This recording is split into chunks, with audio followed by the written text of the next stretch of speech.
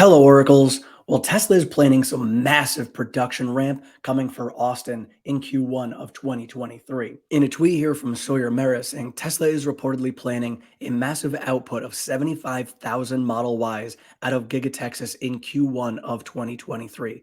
That would be an average of 5,836 units per week in Q1. Take it with a grain of salt. So let's dissect this a little bit here. I think it's awesome. I think it's extremely aggressive. And speaking with Karav a little bit as well, and his feedback on this almost seems, even with a third shift, that this could be impossible. However, we know that Elon and Tesla definitely overcome the impossible regularly. So we know that their initial goal for the end of this year was going to be 5,000 to 10,000 units per week coming out of Berlin and Austin. So right now we know that that has been pulled back significantly. Berlin may not even hit 5,000 themselves. So with Austin being behind Berlin, chances are we won't see 5,000 per week by the end of this year. So that means that going into Q1 of next year, being able to get themselves to an average of 5,600 per week is going to be very challenging. Now, we also know that one thing that Elon does is set the bar extremely high, knowing full well that they are not going to attain that bar. But by setting it so high, they will get significantly further than if they did not set the bar that high. So as of the moment right now, I actually have production coming out of Austin at 46,000. So that would be 30,000 more based upon my projections. So even if you fell somewhere in the middle of that, let's say we got to 60,000 vehicles produced out of Austin in Q1, I think that's an extremely good number to have. So you guys can let me know in the comments below. Do you think Tesla's going to achieve 75,000 Model Ys in Q1? Do you think they're going to fall short? Or do you think they're going to exceed 75,000? And so now we'll jump across to Berlin. We've got Panattoni is building a 600,000 square foot facility in Germany with direct connection to Tesla Giga Berlin. Panattoni has announced the construction of a nearly 6,000 square foot building in Germany with a direct connection to Tesla Giga Berlin. The developer said that potential requirements from the automotive and supplier sector have already been taken into account. Panattoni is a leading developer of industrial and logistics facilities in Europe. The developer is creating a total usable area of 55,704 square meters, or almost 600,000 square feet, including 46,000 square meters of hall space, 2,640 square meters of office space, and 3,000 square meters of mezzanine space. The height of the building will be 10 meters, or 32.8 feet, and on the outside, there will be parking spaces for 192 cars and 12 trucks. The floor of the building will be equipped with WGK water hazard class foil.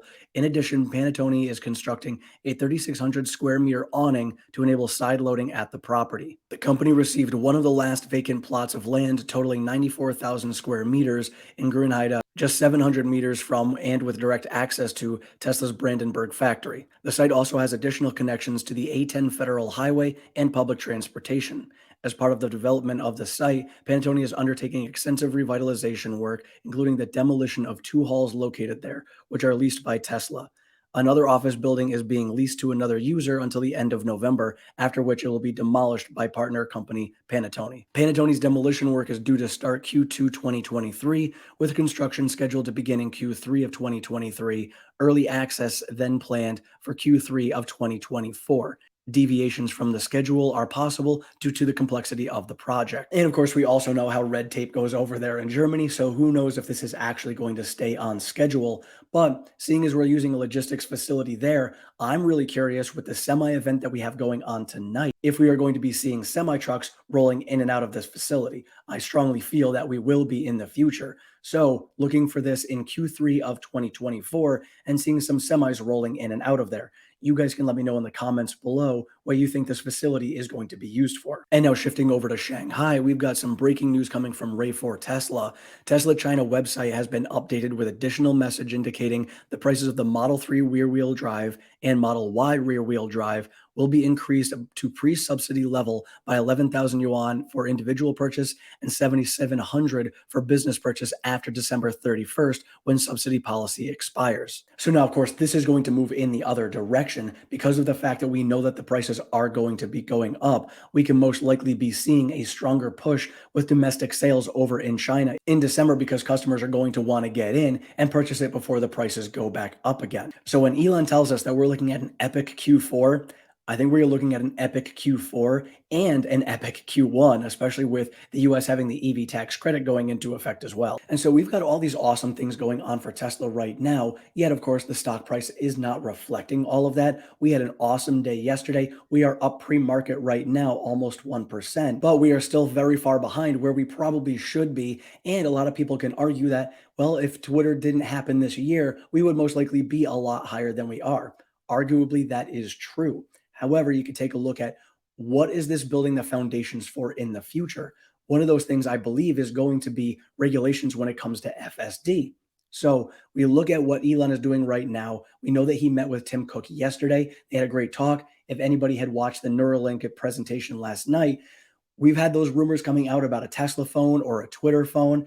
In the presentation, Elon mentioned iPhones, obviously just as an example, but I think part of that was because he had met with Tim Cook. He could have easily said Android, but he said iPhone instead.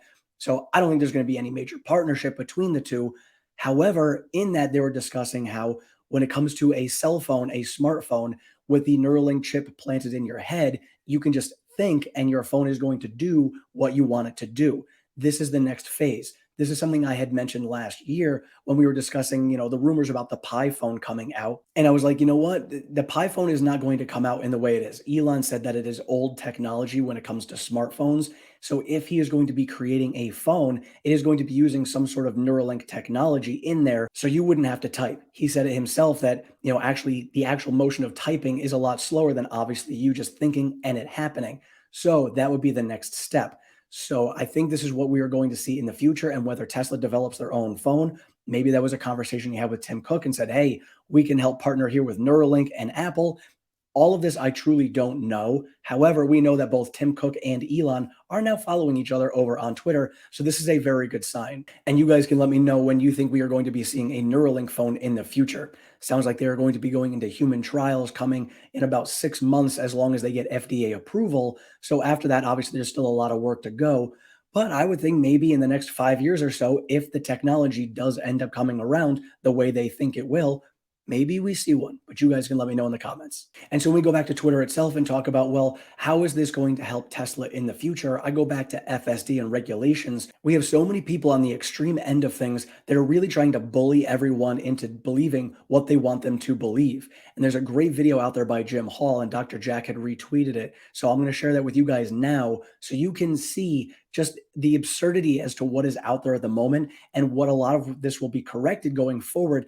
And I think this is a huge piece of why Elon was getting Twitter, is to clear all of this up and stop the madness. Because otherwise, when we got to the point where we would have FSD be able to get regulatory approval, we won't have that 7% bullying everybody into whatever they want. We will have actual truth out there, which will make it much easier for FSD level 4 and level 5 autonomy to be legalized. Two sides, despite your efforts, they're getting further apart. I look at what they were talking about on the View, on the View yesterday, and I look at some of the interviews I did yesterday. We are so far apart on how we view the world, Arthur. Is this Twitter's fault in the first place? The truth is what you're talking about here is just another example of the fact that activists are trying to bully companies, trying to bully citizens, trying to basically bring all of us into their culture war. And it's time for us to stand up. I've talked about this now for the past 6 months because I've seen it increasingly, and I travel around, I talk to CEOs all the time. And one of the things that we need to tell CEOs they're really not aware of, for example, at this point, and ordinary citizens as well. I mean, look, all the best CEOs in America are watching us right now. 3% of your employees are activists instead of working, and they're blowing up your Slack channel right now, demanding that you get involved in a culture war and make political statements. Don't do it. The rest of your employees are feeling bullied as well. Their coworkers are being bullied by these activists. It's time for us to say, I will not be conscripted into America's culture war. We're going to make good products. We're going to help people. We're going to lift each other up. And by the way, we don't hate each other in this country. I got the data, Joe. 93% of Americans say they hate how divided we become as a country. That other 7% who doesn't hate it, those are the activists saying if you buy a Tesla, it means that somehow you believe in hate speech. It's completely absurd and it's total bullying. And I commented below on this. I have noticed over the years how we as a culture have catered more and more to the extreme voices rather than to the masses. And we all know full well this is what we have been seeing in mainstream media. The truth is not out there. So yes, we can argue that maybe Tesla should have a PR department, but Elon is really going down deep to the root and trying to prevent all of this from happening in the first place. Tesla would not need a PR department if we did not have 7% of the population of activists coming out bullying people into believing all of these different things. If Elon can clear that up on Twitter, that's going to solve a lot of problems in the future, and they realistically wouldn't need a PR department. That's just my take on it. You guys can let me know in the comments below. But if this is as extreme as it is, and he's got the data on there, if that's as extreme as this is going to be, we need to clean that up. This move with Twitter, I believe, is going to end up cleaning that up. And in turn, that is going to be putting more of a positive light on Tesla because of all the truth that we all know is what Tesla is working on. So all of this noise, all of these things that are out there right now will end up fading away. And eventually the successes that Tesla is having will be louder than all of this noise. And the last thing I wanted to share was a chart that Chicken Genius had put out when it comes to the Fed pivoting and how the stock market reacts to it. If you take a look at the chart here, it reacts very similar to, let's say, a stock split where, it's a buy the rumor, sell the news. We are buying the rumor of, hey, we think the Fed is going to be pivoting. The market runs up into that moment. When the Fed actually pivots, it drops down significantly in the market.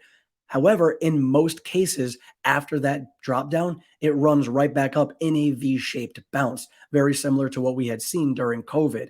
So with that said, this could be a great buying opportunity post-pivot. So just things to pay attention to, not to say it is going to happen this time, but if we're looking at historical data, seems like that is what is going to happen.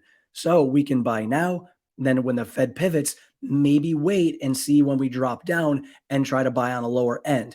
Just my thoughts based on these charts, that is all, but we will follow this as we go forward. And so as we're running up a little bit more pre-market, do we end up breaking $200 today? We shall see. That would be the next step for me. Knowing that below us we have a support level now at 191, I want to make sure that we close above that. And if we do break 200, I would like to see us close above that level as well.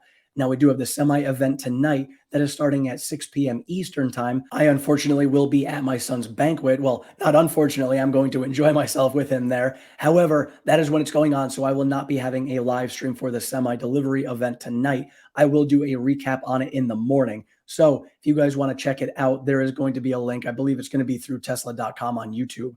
So you guys can check it out there yourself. And then we'll do a recap in the morning. I don't know if Elon is going to be giving us any other information, maybe about gigafactories, maybe about the Cybertruck.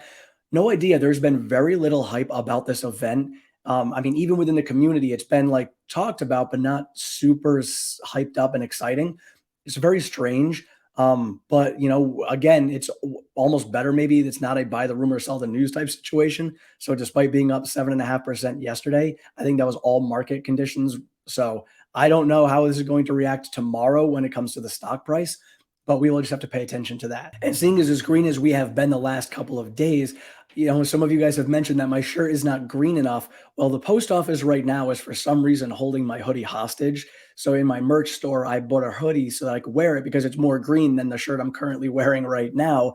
So I've got to reach out again to the post office to see if I can get that here. Don't know why they've been holding it. They've had it since the 19th. So here we are 2 weeks later, and I still don't have it. The post office has gone downhill since my dad retired from there. Very disappointing. So I'm going to call them, get that. I'm going to get some more green shirts. And if you guys are interested in any yourself, you could check out the merch store down below also. Thank you all so much for watching. I appreciate all of your support and feedback. If you have not subscribed, please do so down below. Sign yourself up for notifications. I am over on Twitter at OracleTim1. I share all the latest Tesla news, pertinent stock market information, and all of my daily trades. We do have a Discord chat. That link is down in the description. And if you'd like to support the channel any further, we do have a Patreon. That link is also in the description. Thank you so much. Have a great one.